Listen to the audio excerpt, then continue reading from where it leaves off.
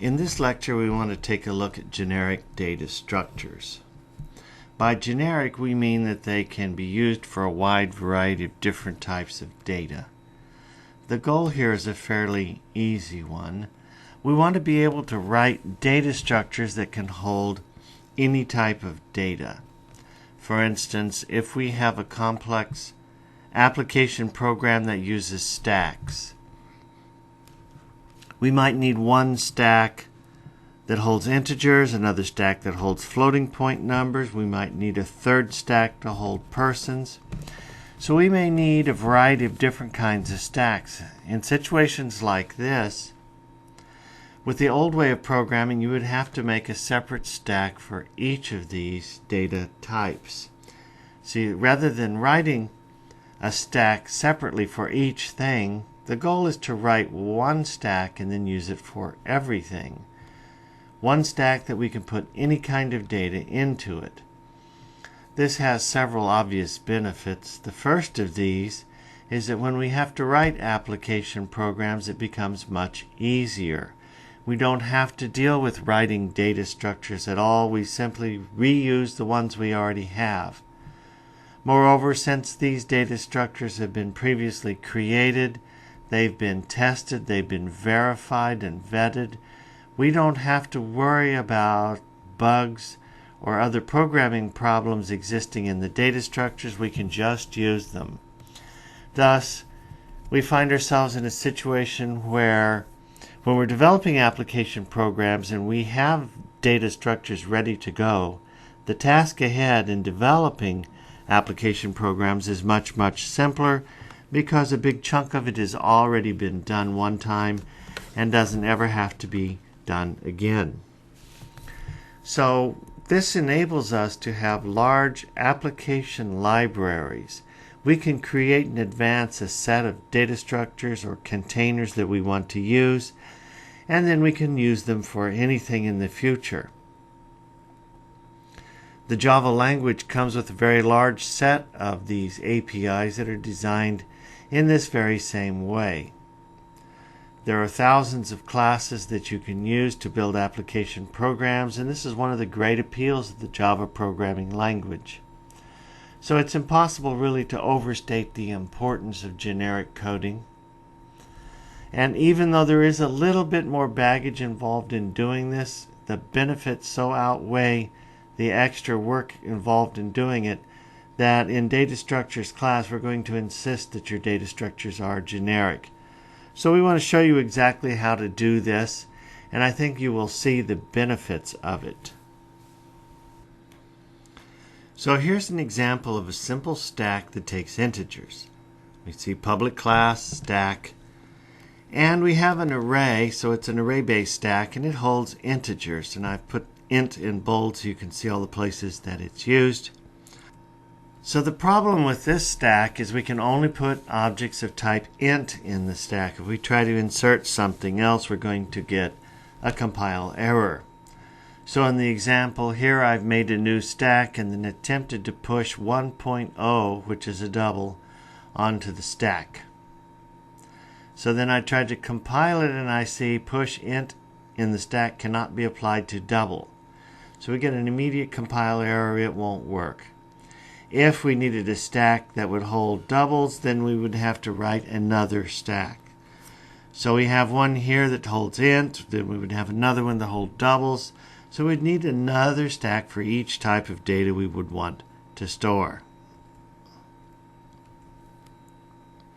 So the solution to this problem is the object class. That is the parent of all classes in the Java language. That's object with a capital O, not the general object term. Now when you write code, you do not need to extend object because it's obvious. That is, class object is the top of every inheritance hierarchy. So every class has object as its top level ancestor. So here we have the inheritance hierarchy given for the person, faculty, professor classes that we looked at in a preceding lecture. So we had professor inherits from faculty, faculty inherits from person. And now we're going ahead and adding person inherits from object. So every class inherits from object. Since the object class is a superparent or superclass, and since parents can always point to their children, then a variable of type object can point to anything. This is key. This is an important concept that you must understand. Because parents can point to their children, parents can point to anything, which means that on the left-hand side of an assignment statement, I can have object O, and on the right-hand side of the assignment statement, I can have any object, any class. So I can have object O equals new person, new faculty, new professor, new student, new circle, new triangle, anything. So the fact that the object class can point to anything helps solve the problem of the assignments. When we started this lecture, we looked at what happens to a stack that holds integer types if you try to insert a double. You get a compile error and it fails. But I can say object O equals new integer, object O equals new double, object O equals new float. That works fine. The real power of this lies in the fact that you can have parents pointing to children. And so what this is polymorphism. This is key to understanding generic programming. So it is polymorphism that provides this functionality. I want to switch over now and look at an example of polymorphism so we can look at this concept in a bit more depth. So here I have some code, and these are the classes that we have looked at in previous lectures. We have class person, class faculty, class professor, and then a small driver program to run them. So each of these are related. The base class here is person. This inherits from class object. It's not explicitly stated, nevertheless it's true. All of these have object as an ancestor. Class faculty extends person. So of course we don't have the name or any other such information because it's in class person, and this is inherited. So all of these methods exist in class faculty. Typically what we want to do is add what is different or add what is new. In this case with class person, we have a simple get name, and it returns I am a person and my name is plus the name. Then with class faculty we have I'm a faculty member and my name is, and that's the only really different method here. We have the constructor and then this single method and all of the things inherited from person. Professor extends faculty. Again, we have a constructor that calls the superclass, and then we have the simple get name method. I am a professor and my name is. So when you have a derived class that has a method with the same name and same signature, it overrides the inherited method. Thus we have get name in class professor, we have get name in class faculty, we have get name in class person, and they're not the same. So we have methods toString, setRedID, getRedID that we have not overridden in the derived classes, and so these have been inherited and they will be used when the method is called on this class. Alright, I have a simple driver program here, and we want to look a moment at this. So we're running the tests, and we want to see what we get. So on the left-hand side, I have objects only of type person and type object capital O. By the way, as an aside, sometimes students have a great deal of difficulty putting a main method in a class, and they get errors about cannot call static method from non-static context. This is kind of the canonical way of doing it. Notice what I have here. I have inheritance tester. This is my driver program. And then I have the little test method, but the main method says new inheritance tester. This avoids all of the problems that you would normally have with static versus non-static methods. We don't need a variable here, just new inheritance tester. That causes the constructor to run, and then this runs the tests. Alright, so here we have persons P1, P2, and P3. And on the right-hand side, I have new person, John, new faculty, Sam, and new professor, Henry. Now I print P1, P2, P3, these variables, dot get name. And of course it prints their names, but here, the first one, it prints, I am a person. I am a person, and my name is John. The second one, P2, I am a faculty member, and my name is Sam. And the third one here, P3, get name, I am a professor, and my name is Henry. What's interesting about this is the polymorphism. All three of these are variables of type person, yet at runtime, the method applicable to the actual type is found and used. In other words, when I say person P3 equal new professor, if I call the getName method on P3, it will go to class professor and use the getName method in class professor rather than class person. So this is polymorphism. The appropriate method is found and used at runtime. This is a powerful idea and the basis for generic coding. So down here, again, we have objects, object 01, 02, 03, and on the right-hand side I have person, faculty, professor. Then I print them, and again we have I am a person and my name is Jill. 02, I am a faculty member and my name is Jenny. 03, I am a professor and my name is Jane. Notice here that I don't have the getName method at all. As opposed to up here, I have the getName method. The reason is that getName, the method exists in class person, but it does not exist in class object. There's a very small number of methods that exist in class object. The problem is, how can you create methods in class object that are appropriate for any type of object? Well, there are some that are appropriate, but they're very limited. So one of those methods is toString. This is used to print. So going back to class person, here we have public string toString. Return getName. So what this does is returns this string when it's invoked. And when you call systemoutPrintln on an object, then this method gets called.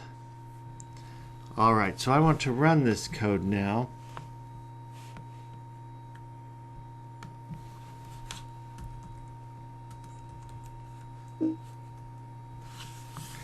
So now we have run it, and as you can see, it performs the way we expected to. I'm a professor, my name is Jane. So the method specific to the object on the right-hand side is found and used at runtime. This is polymorphism. And it's slightly off topic, but it's nevertheless still relevant and important. I want to show you about the toString method. So I'm going to comment this out. Oops, my apologies. I want to comment out this toString method here and see what happens without it. So now I want to compile the inheritance tester class and run this again. And notice what we have this time. So rather than I am a professor and my name is Jane, we have professor at 2C, 6F, 7C, E9. What this is the address of where that professor object is on the heap. And as you can see, these addresses are quite different. they're in very different places on the heap. They're not contiguous or even physically close to each other. The distance between these is quite a bit. So it is the toString method that makes this possible. When you call system.out.println on an object, if there is a toString method, then that toString method will be used to actually print the object. So by implementing toString in this method, we've made it possible to specify what should happen when we print it.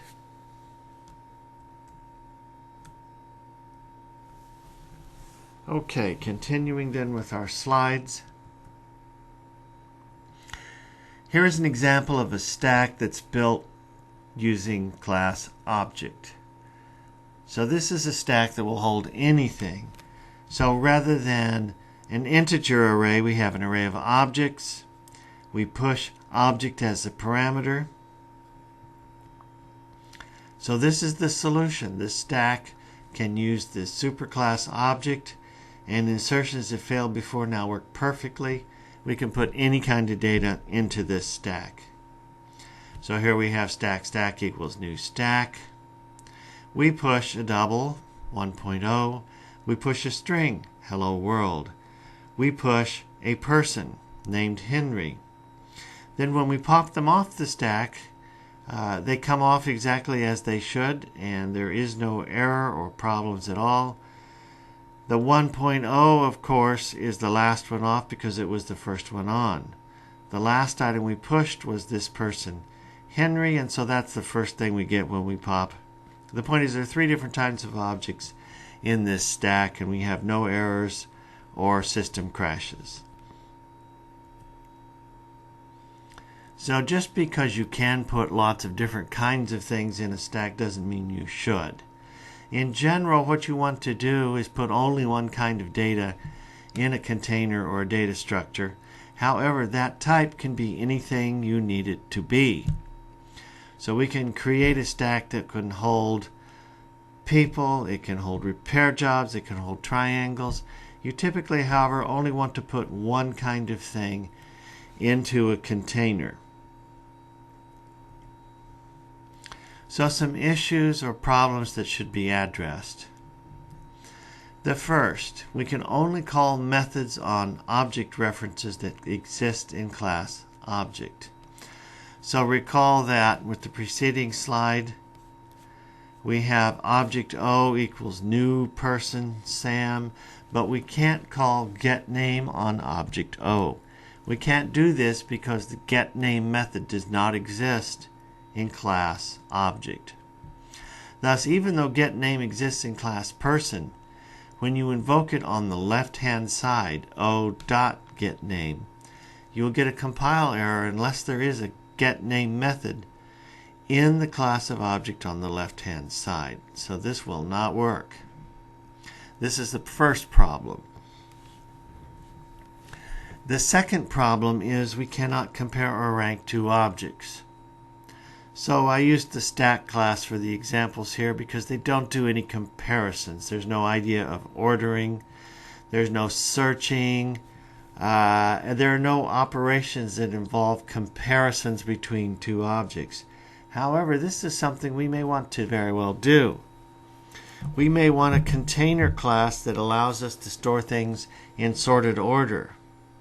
We may want to search for specific instances of some object in a container. But we can't do that unless we can compare them. In order to sort, we have to see whether or not object 1 is greater than, less than, or equal to object 2. So is A bigger than B? Is A equal to B? Is A smaller than B? We need to be able to perform these rankings. One of the things you learn very early on in CS 107 and 108 is that you cannot use the double equals operator with strings. If A, the string, double equals B, the string, this won't work. What you have to do instead is use the dot equals method. If A dot equals B. You have to do this because you can't compare them using the double equals operators. The double equals operator will actually compare the addresses of the two. And it works this way with all of the Boolean operators. So in the case here where we have person Sam and person Aaron with objects A and B, we can say if A is less than B. It will compile, but it won't give us the results we want. It will compare the address of the person whose name is Sam with the address of the person whose name is Aaron, and it doesn't rank them. If we were to sort these two objects, Aaron would come first and then Sam because the letter A comes before the letter S. This is not possible by using the standard Boolean less than, greater than, equals operators. So we must use the interface comparable to do this. This interface is like an abstract superclass, and it compares the two objects and returns a negative integer 0 or a positive integer depending on whether or not that the object number 2 is less than, equal to, or greater than the other one. So we have this standard interface here with a single method in it. And this is the mechanism that we use. What makes this work is this interface comparable becomes an abstract parent class along the same lines as class object. That is, it's a top-level superclass. Java does not support multiple inheritance, but that's essentially what we would have here. It would be another superclass that we inherit from, and then because we inherit from this interface, we can write specific code to compare two objects. So this is how it works. We have the interface, and so if we have two objects, O1 and O2, what we want to test is if O1 is less than O2, then here we see if O1 cast a comparable, dot compare to, O2 is less than 0.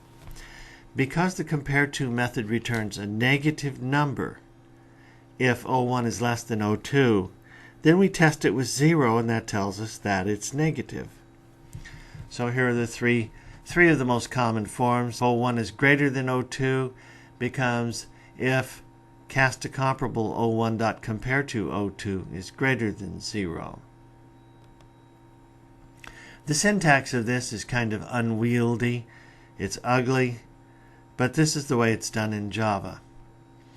In a language such as C++, you can overload operators. So you can redefine how the less than, greater than, or double equals operators function when you have two objects of that type on either side. However, Java does not support this. Therefore, we must use methods such as equals or compare to.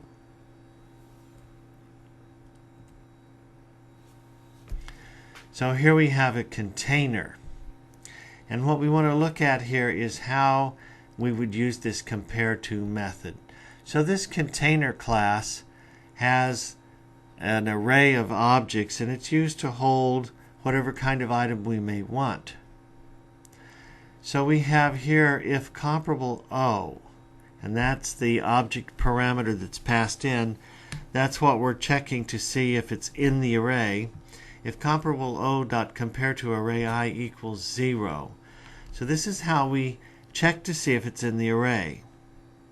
In our contains method, we start at index 0 and we scan down the length of the entire array and compare each object with this parameter O to see if they match, and if it does, we return true, otherwise false. So the problem really is, how do you compare two objects when you don't know anything about them? How can you write container code that will hold objects of any type, but we need to compare two such objects without knowing anything about them? So what we have here is a pattern. We have a pattern that uses the compare to method in this comparable interface. And this comparable interface has no code, only the method's signature. Thus, it's designed specifically to be overridden and must be overridden. Now, a common mistake we see is students will want to place the comparable interface, the implementation, inside the container. But this is an error. So in the container, you use compare to, and in the class of objects that is stored in the container, you implement it. So imagine that we are going to store circles in our container. Then the implementation of comparable has to go in class circle. A common error, so the first line here, I want to call your attention to it. Public class container implements comparable. Never. You never want to do this. It's always an error. What would this actually mean? Well, if we want to implement the comparable interface in class container, then we would have to put a compare to method in class container, and we would compare two containers. Well, when we think about some generic data structure that can hold a set of objects, how do you compare one container to another container? This really doesn't make much sense. Is linked list A smaller than linked list B? Well, I suppose you could use the size as a criteria, but the concept of a data structure being greater than another data structure really makes no sense. And that's what you would be doing if you implemented compare to in the container class. The container class uses the pattern, calls the method compare to. However, in the actual object going in the container, you implement comparable. So two circles know how to compare themselves. So at runtime, in the preceding slide here, the comparable O will be a circle. If comparable O, the circle dot compare to, and then the circle found at array I is equal to 0. So at runtime, this object O will use polymorphism to find the actual method. So the JVM will find the actual method here in class circle and use it at runtime. Notice in the compare to method there's a subtraction. That's the easiest way to find out whether or not one object is larger than another, and it's the most common way of doing it. You just simply do a subtraction. If you have a positive number, then radius is larger than c dot radius. If you have 0, then they're equal. If you have a negative number, then c dot radius is larger than radius. So the two objects here, radius and c dot radius, radius is A. This is the method it's called on. And c dot radius is B. So we have something of the form A dot compare to B. Radius is A. C dot radius is B. Going back to the preceding slide, we have radius and c dot radius. Then the O is radius and array I is c dot radius. So an important thing to remember, the compare to method goes inside the object that will be stored in the container, and the compare to method in that class will be found and used at runtime. So using this object superclass works well. In fact, it does exactly what we expect it to do, but there is a weakness. There's a problem here. Where we're going with this, the next lecture will introduce the concept of generics using parameterized types, which is the correct way to do it. But for many years we wrote code this way, and it does work. And so what I want to do is show you what the problem is, and then when we talk about parameterized types, we will see how that solves the problem. So here we have stack.push new person Sam, and then we have circle C equals circle stack.pop. Well, Sam is not a circle. When we pop off the stack and store it in an object or a variable of type circle, obviously this is not going to work. The problem is that that code compiles perfectly with no errors and no warnings, because parents can point to their children. That is to say, we put person Sam in our stack array and store it there. And when we retrieve it, we have circle C equals stack dot pop. Because it's an object, the type is not known, the code compiles. However, when we try to run the code, we crash at runtime. We get exception in thread main class cast exception. So this is the attempt to cast a person to a circle, and we crash. Well, this is a problem because it's far better to get a compile error than a runtime error.